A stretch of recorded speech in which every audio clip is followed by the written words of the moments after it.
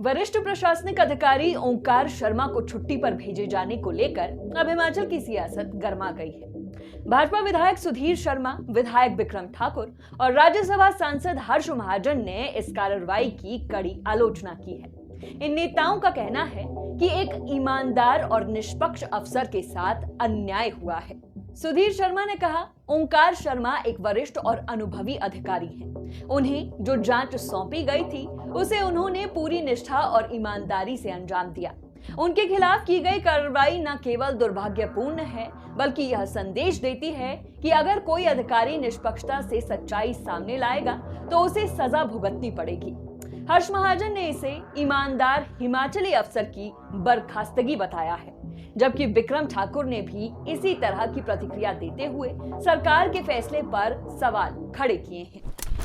देखिए, अब तो सीबीआई जांच करेगी, लेकिन मेरा ये मानना है कि जिस तरह से ये कार्रवाई हुई है उसमें जिन पर कार्रवाई होनी चाहिए थी उन पर तो ठीक है, जिन पर नहीं होनी चाहिए थी, जो ACS ओंकार शर्मा जैसे लोग हैं, एक तो आपने उनको जांच क्यों सौंपी और उन्होंने जांच खुद तो बनाई नहीं, जो रिपोर्ट आई थी वही आगे रखी है, तो उनके ऊपर भी कार्रवाई कर देना सीनियर मोस्ट अधिकारी और इस प्रदेश के जो रहने वाले हैं वो दुर्भाग्यपूर्ण है।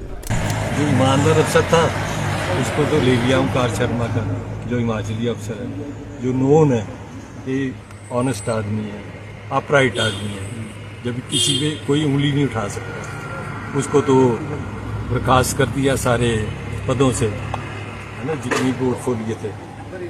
और बाकी बाहर के लोग हैं मजे कर रहे हैं, इनसे हाथ साहब मिले हुए हैं। इनसे पूछना चाहता हूं कि आज जो परिस्थितियां बनी हैं, आप सब जानते हैं कि 3 महत्वपूर्ण अफसरों को छुट्टी पे भेज दिया गया है।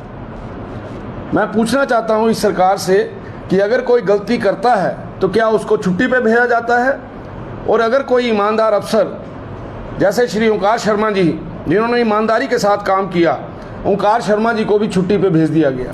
इन नेताओं के बयानों से साफ है कि सत्तारूढ़ सुक्खू सरकार अब विपक्ष के सीधे निशाने पर है।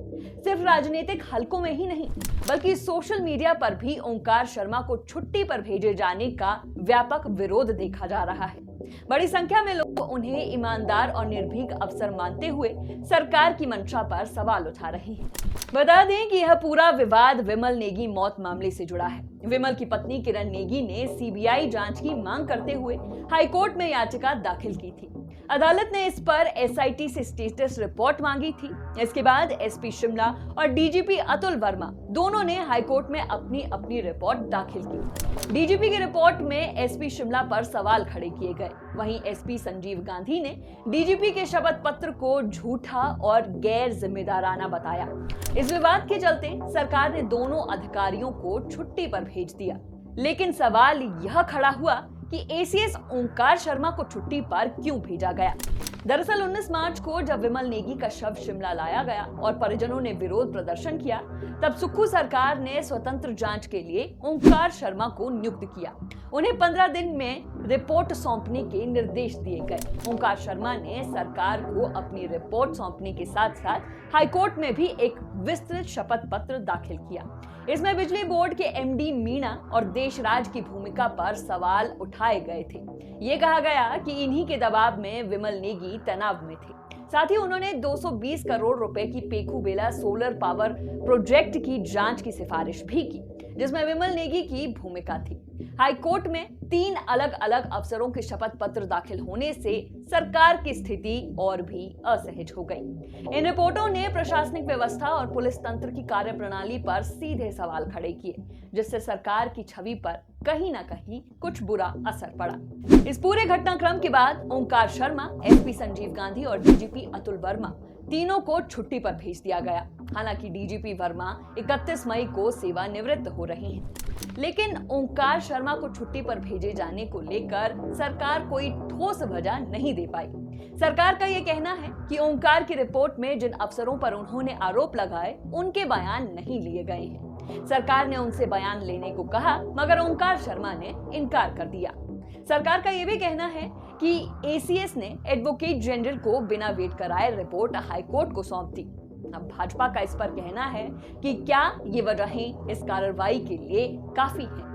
ये मसला अब राजनीतिक मुद्दा बनता जा रहा है। अब सवाल उठ रहे हैं कि क्या सरकार उन रिपोर्ट्स से असहज थी। फिलहाल जवाब अधूरे हैं, लेकिन ये स्पष्ट है कि ओंकार शर्मा की छुट्टी पर भेजे जाने का मामला अब हिमाचल की राजनीति में एक बड़ी बहस का विषय बनने वाला है।